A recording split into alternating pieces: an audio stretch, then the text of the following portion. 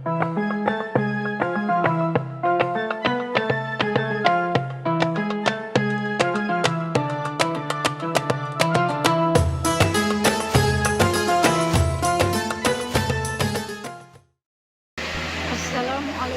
warahmatullahi wabarakatuh.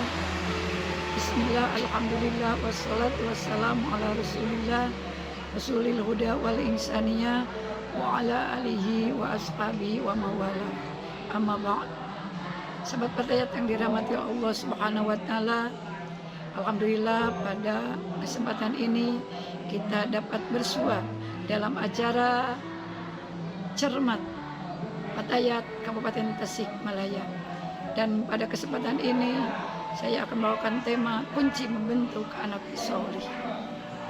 Sahabat yang dirahmati Allah Subhanahu wa taala, setiap orang tua atau yang sudah berumah tangga pasti mendambakan memiliki anak. Dan yang paling didambakan oleh orang tua yaitu mendambakan seorang anak yang soleh dan soleh.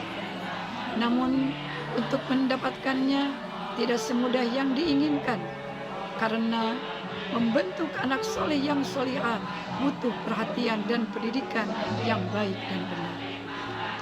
Karena hadirin yang berbahagia, kita sebagai orang tua diwajibkan untuk mendidik anak-anaknya sehingga menjadi anak-anak yang berguna.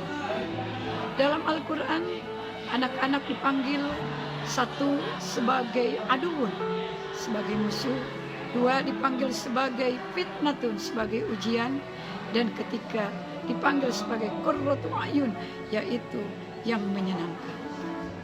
Tentu dari ketiga panggilan ini yang kita diinginkan adalah panggilan untuk anak-anak kita adalah sebagai qurratu ayun, anak-anak yang menyenangkan, anak-anak yang membahagiakan, anak-anak yang membanggakan. Oleh karena itu Nabi telah bersabda, "Mana hala walidun waladahu abdullah min adabin hasan."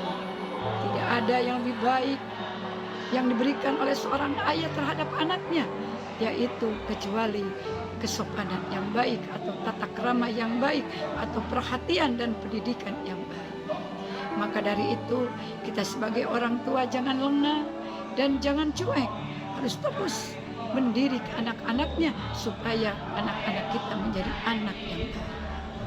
Para ulama telah memberikan beberapa konsep untuk membentuk anak-anak yang solih, yaitu diantaranya orang tua atau wali yang menafkahi anaknya, yang memberikan rizki terhadap anaknya harus benar-benar yang diberikan itu adalah barang yang halal.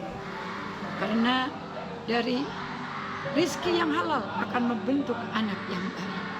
Karena kita tahu hadis Nabi menerangkan kullu lahmin nabata minal haram fannaru aula bih.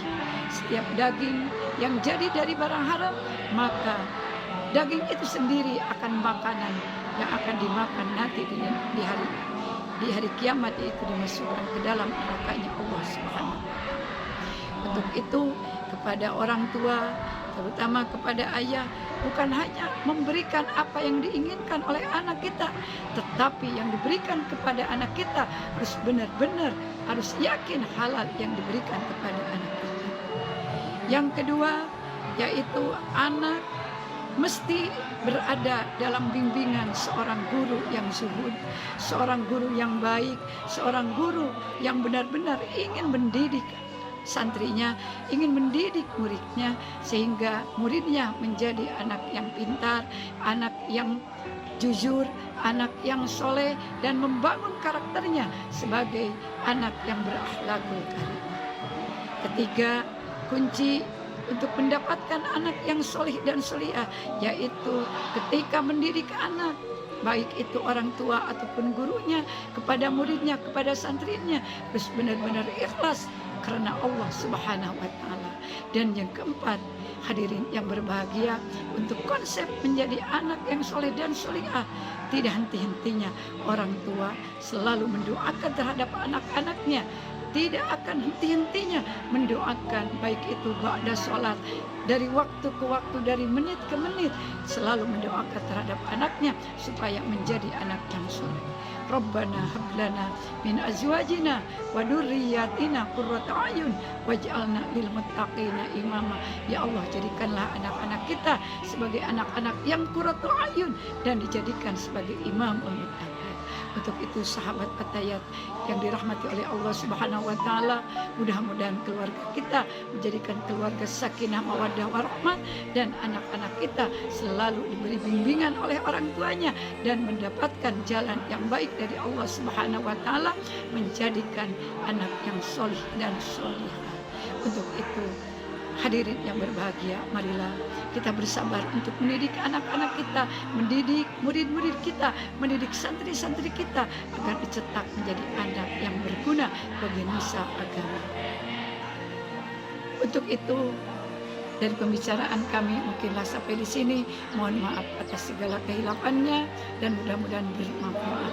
Allahul muwaffiq ila aqwamit thoriq. Wassalamualaikum warahmatullahi wabarakatuh.